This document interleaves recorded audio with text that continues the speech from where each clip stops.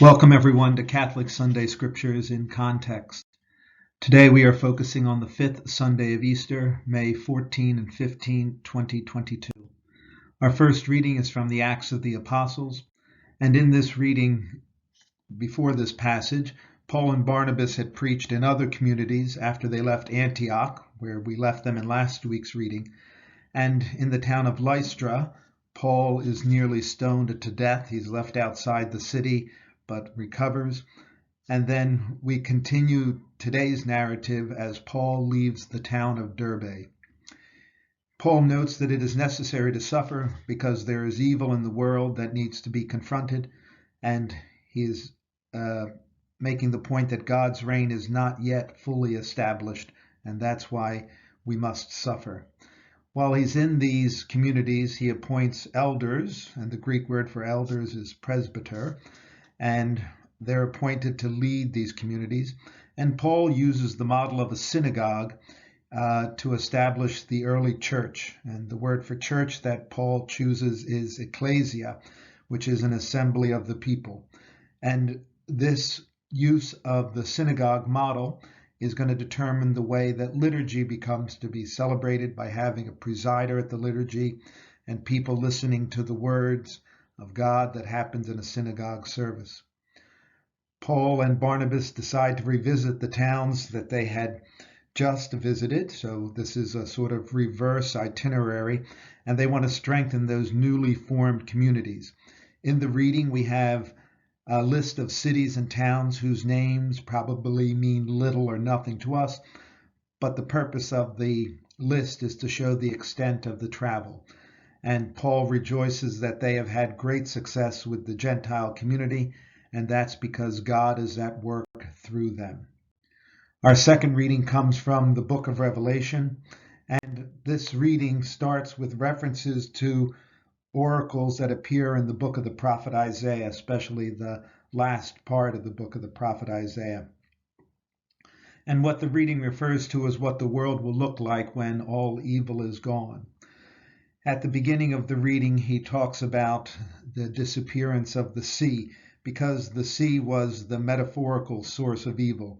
As we may remember from the creation story, God had to separate the waters and to calm the waters before his creation process could get underway. And for the Jewish people, the water was the unknown. Jewish people were not known for being sailors, much like the Phoenicians were. They viewed the sea as something unknown and dangerous. In the New Jerusalem, God will dwell with his people, and the image of a bride is used to show the intimate relationship between God and the people. At the time of this writing, the city of Jerusalem had already been destroyed by the Romans and really leveled. There was hardly anything left of it, and so this image of the New Jerusalem is very pertinent for the Jewish people, or for the people listening or reading the book of Revelation. It had probably been about 10 years that the city had been destroyed.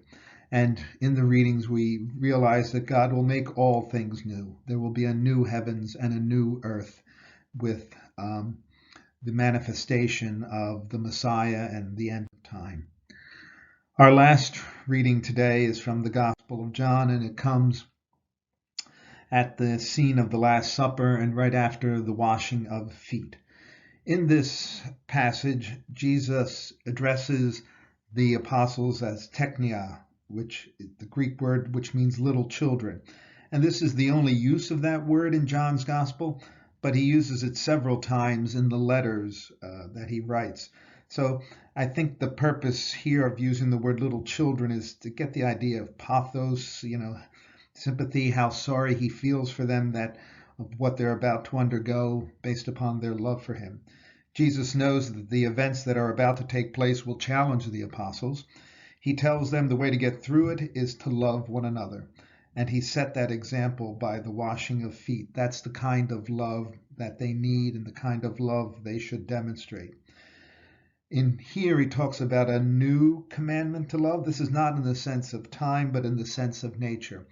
His love is something that has never been seen before, someone who will die for another person.